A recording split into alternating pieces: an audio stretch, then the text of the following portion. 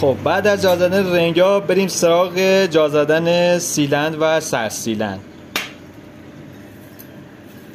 سلام اوستا. جان دلم در خیر نباش. ببخشید شما که فنی و حرفه‌ای هستی، خواستم با این متر یه کاری انجام بدین که ما کیف کنیم دیگه.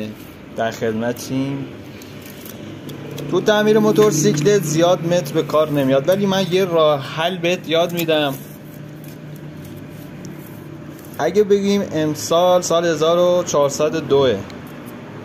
ببین لبه متر رو میزنیم رو این. اگه 100,000 فرض کنیم، این هم 2. تاریخ تولد چنده؟ متولد چندی؟ من 67م.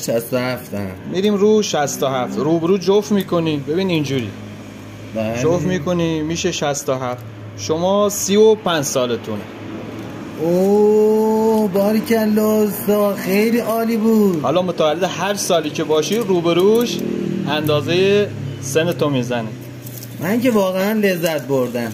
امری فرمایشی. خیلی ممنون. این متر تو بگیر. خیلی ممنون. بریم سراغ کارمون دوستان عزیز.